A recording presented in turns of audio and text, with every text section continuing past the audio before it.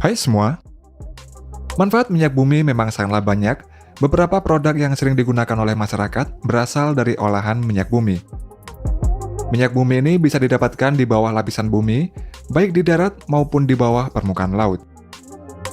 Penggalian minyak bumi ini kebanyakan membutuhkan berbagai macam alat berat. Dan jika sudah berhasil diambil, maka tahapan selanjutnya ialah proses pengolahan yang menghasilkan berbagai bentuk manfaat yang berbeda. Dan berikut ini adalah proses singkat pengeboran minyak dan gas di bawah laut. Minyak pertama kali ditemukan oleh bangsa Cina pada tahun 347 setelah Masehi. Dengan bermodalkan bambu, mereka ini mampu mengebor hingga kedalaman lebih dari 243 meter dan mendapatkan minyak untuk pertama kalinya.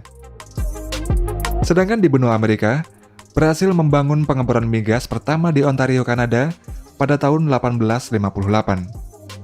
Kemudian pada tahun 1920 sampai 1940, perkembangan dunia migas mengalami kemajuan pesat, yaitu dimulainya pengeboran offshore atau lepas pantai. Dan pada tahun 1981, pertama kalinya sumur migas offshore dibor dengan bentuk horizontal dan berkembang terus sampai saat ini. Minyak bumi dihasilkan dari matinya hewan dan tumbuhan yang terkubur di lapisan pasir dan bebatuan. Setelah terjadi penguraian, minyak bumi bergerak lewat batuan berpori, kemudian terakumulasi di lapisan batuan keras hingga menjadi sumber minyak bumi. Dalam mencari lokasi minyak bumi dan gas alam, banyak cara yang bisa digunakan. Cara-cara tersebut antara lain dengan melihat bebatuan yang tersingkap di permukaan bumi, yakni dengan membuat peta geologi dan mengekstrapolasi permukaan bebatuan tersebut. Dengan cara tersebut dapat diketahui kondisi struktur dan susunan batu yang berada di lapisan bawah permukaan batuan itu.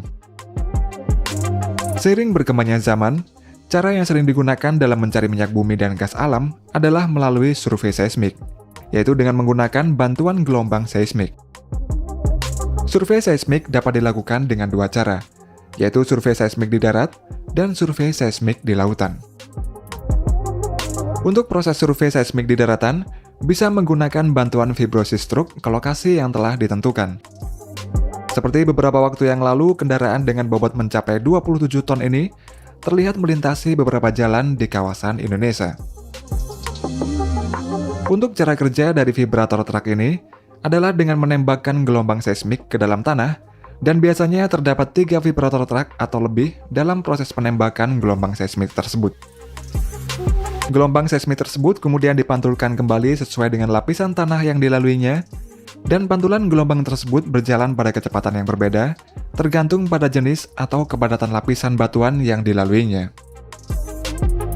Di atas tanah, pantulan gelombang seismik ini ditangkap oleh geopon. Geopon ini ditancapkan ke dalam tanah sedalam 30 cm secara manual, yang terhubung satu sama lain dengan kabel yang jumlahnya sangat banyak. Kemudian data dari geofon tersebut ditransmisikan ke recording track untuk direkam. Dari hasil seismik ini, data jenis dan lapisan batuan akan diolah dan dianalisa untuk mengetahui keberadaan minyak bumi dan gas alam di dalamnya. Sedangkan untuk survei seismik di lautan, pada prinsipnya ini hampir mirip dengan survei seismik di daratan. Namun untuk di lautan, survei seismik dilakukan dengan menggunakan kapal seismik khusus. Untuk prosesnya, gelombang seismik ditembakkan ke dasar laut melalui alat yang dipasang di belakang kapal seismik. Pantulan dari gelombang seismik ini kemudian diterima dan direkam oleh receiver yang bernama seismic streamer. Seismic streamer ini dipasang di belakang kapal seismik yang di dalamnya berisi hidrofon. Data dari streamer ini kemudian dianalisa oleh para ahli geologi menjadi data 2 dimensi dan 3 dimensi untuk mengetahui keberadaan lokasi migas. Salah satu kapal tercanggih untuk survei seismik di lautan adalah kapal bernama Renform Hyperion yang dibuat oleh perusahaan yang bernama PGS yang berasal dari Norwegia. Kapal seismik ini dirancang untuk dapat bekerja pada kondisi yang paling ekstrim sekalipun, kemudian memiliki kapasitas untuk menarik streamer lebih banyak dibandingkan kapal seismik lainnya. Setelah lokasi minyak bumi dan gas alam telah ditentukan, pada area yang akan dilakukan pengoboran, kemudian didatangkan drilling rig atau rig pengeboran. Untuk rig di darat memiliki bentuk yang berbeda dengan rig di laut, namun memiliki prinsip kerja yang sama, yakni untuk menarik serta untuk menurunkan pipa pengeboran ke dalam sumur migas. Untuk di lautan, rig pengeboran bisa berupa drilling ship, submersible rig, jack-up rig, dan masih banyak lagi. Proses pertama dalam pengeboran migas yaitu spud in, yakni dengan menancapkan casing atau tabung besi ke dasar lautan menggunakan drill pipe. Setelah casing tertancap, pada kedalaman yang telah ditentukan, drill pipe kemudian dilepaskan. Setelah itu, drill bit akan dimasukkan ke dalam casing tersebut. Drill bit kemudian mulai menggali ke dasar laut. Drill bit ini terhubung dengan drill pipe, dan ketika drill bit ini sedang menggali, mud atau lumpur dipompa ke bawah melalui nozzle pada drill bit. Lumpur ini kemudian balik ke atas melalui lubang antara drill bit dengan lubang yang digalinya, dan mud ini berfungsi untuk mengangkat serpihan-serpihan material hasil pengeboran. Selain itu, mud ini juga berfungsi sebagai pelumas drill bit agar tetap dingin, serta menjaga tekanan di dalam dan di luar sumur pengeboran. Setelah mencapai kedalaman tertentu, drill bit kemudian diangkat ke atas, lalu casing berukuran lebih kecil dimasukkan ke dalam sumur pengeboran. Selanjutnya, semen dipompa ke dalam drill pipe, dan semen ini kemudian balik ke atas melalui celah pada casing, dan proses ini dilakukan berulang-ulang sampai kedalaman yang telah ditentukan. Semen yang dimasukkan itu berfungsi agar struktur sumur pengeboran ini kuat dan tidak mudah runtuh saat dilanjutkan untuk pengeboran kembali. Dan semakin dalam pengeboran, maka tekanan di dalam bumi juga semakin tinggi. Untuk itulah sebuah blowout preventer atau disebut juga dengan BOP dipasang di atas kepala sumur. BOP merupakan sebuah struktur yang terdiri dari katup-katup besar yang berfungsi untuk mengontrol dan memantau sumur dari semburan minyak mentah atau gas alam yang tidak terkendali. Pada BOP ini terdapat pipa yang disebut dengan riser. Riser ini menghubungkan antara rig dan sumur melalui BOP. Setelah BOP terpasang, proses pengeboran dilanjutkan kembali dengan memasukkan drill bit ke dalam sumur melalui pipa riser. Pada saat pengeboran migas, arah pengeboran tidak selamanya vertikal. Terkadang pengeboran horizontal perlu dilakukan jika reservoir migas berbentuk tipis tetapi luas.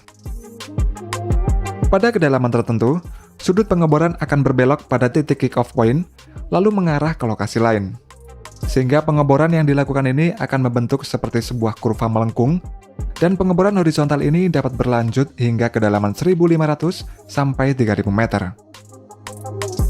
Ketika sudah mencapai kedalaman pengeboran yang telah ditentukan, sebuah alat pengukur dimasukkan ke dalam sumur tersebut untuk mendeteksi keberadaan migas.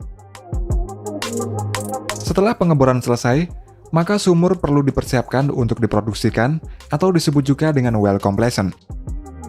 Berdasarkan lapisan batuan dan kondisi reservoir, terdapat beberapa jenis well completion, diantaranya adalah open hole completion dan perforated completion.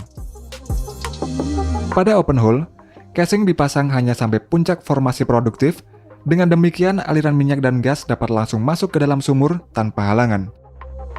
Sedangkan pada perforated completion, casing ditutup dengan semen dan dilanjutkan untuk proses perforasi. Perforasi adalah proses melubangi lapisan semen sumur untuk membuka jalur minyak bumi dan gas alam dari reservoir menuju ke jalur produksi. Untuk prosesnya, perforating gun akan dimasukkan ke dalam casing, dan perforating gun tersebut kemudian ditembakkan secara elektrik untuk melubangi sumur pengeboran. Sehingga minyak bumi dan gas alam yang terjebak akan keluar dari reservoir menuju ke sumur pengeboran. Kemudian di atas sumur pengeboran dipasang Christmas tree, yaitu rangkaian katup-katup pada kepala sumur yang berfungsi untuk mengendalikan tekanan di dalam sumur dan kecepatan aliran fluida ke permukaan tanah. Dan setelah itu minyak bumi dan gas alam yang keluar dari sumur pengeboran akan dialirkan menuju jaringan pipa untuk proses pengolahan selanjutnya.